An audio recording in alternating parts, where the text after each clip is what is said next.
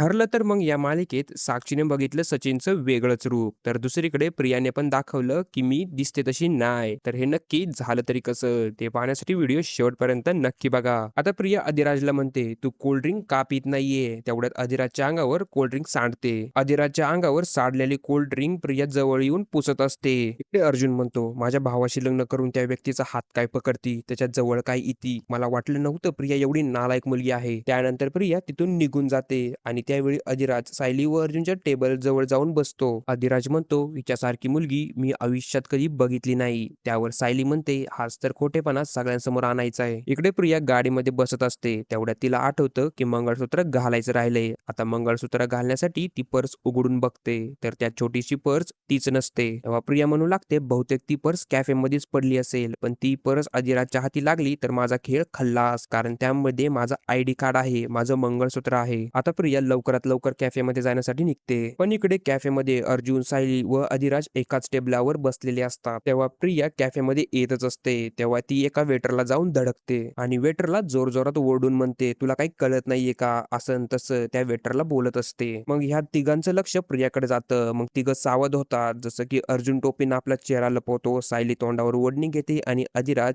उठून प्रियाजवळ जातो. अधिराज प्रियाला म्हणतो, "तुला काय झालं? चक्कर येत आहे का?" तेव्हा प्रिया म्हणते, "नाही, नाही. इथं माझी पर्स पडली, तर ती घ्यायला मी इथं आली होते. पण आता माझ्या अंगावर कोल्ड ड्रिंक सांडलीये, तर तू माझ्यासाठी टिश्यू पेपर घेऊन ये." आता प्रियाला इकडे पर्स सापडते. त्यामध्ये सगळं ठीकठाक असतं. प्रिया म्हणते, "अधिराज, मला आता उशीर झालाय. आता मी जाते." अधिराज प्रियाला गाडीपर्यंत सोडवतो आणि वापस कॅफेमध्ये येतो आणि सायली अर्जुनला म्हणतो, "आपल्यासाठी हे नाटक आहे, पण प्रियासाठी ट्रेजरी आहे. अब आगे आगे देखो होता है क्या." दुसरीकडे सचिन एका वकिलाच्या मुलीला किडनॅप करतो आणि त्या मुलीच्या डोक्यावर बंदूक ठेवतो. तर इकडे वकिलाच्या ऑफिसमध्ये सचिनचा गुंड वकिलाच्या गळ्यावर चाकू ठेवतो. तर सचिन वकिलाला व्हिडिओ कॉल करतो आणि म्हणतो, "तुझ्या मुलीला जिवंत पाहायचं असेल तर महिपत शिकरेची केस घ्यायची." इकडे वकील घाबरतो आणि म्हणतो, "मी महिपत शिकरेची केस घेईल, पण माझ्या मुलीला काही करू नका." आता वकील त्या कागदपत्रांवर सही करतो आणि सचिन महिपत शिकरेला जेलमधून सोडवण्याचा प्रयत्न करत असतो. तर दुसरीकडे जेलमध्ये पोलीस कॉन्स्टेबल महिपतला म्हणतो, "तुमच्यासाठी साक्षी शिकरेने एक व्हिडिओ पाठवलाय." आता महिपत तो व्हिडिओ बघतो. त्या व्हिडिओमध्ये सचिन वकिलाला धमकी देत असतो. त्यानंतर महिपत नाग्याला म्हणतो, "साक्षीला फोन लाव, मला दीक्षितला बोलायचंय." आता महिपत साक्षीला फोन स्पीकरवर ठेवायला सांगतो आणि महिपत म्हणतो, "दीक्षित आहे का तिथं?" तेव्हा साक्षी म्हणते, "हो आहे." त्यावर महिपत म्हणतो, "सचिन, तू फक्त दिसायला साधा भोळा आहे, पण आतून आग आहे आग." त्यावर साक्षी म्हणते, "डॅड, मी पण सचिनचं आज वेगळंच रूप बघितलंय." तर प्रेक्षकांनो, असेच रिव्ह्यू पाहण्यासाठी आपल्या चॅनलला सबस्क्राईब नक्की करा.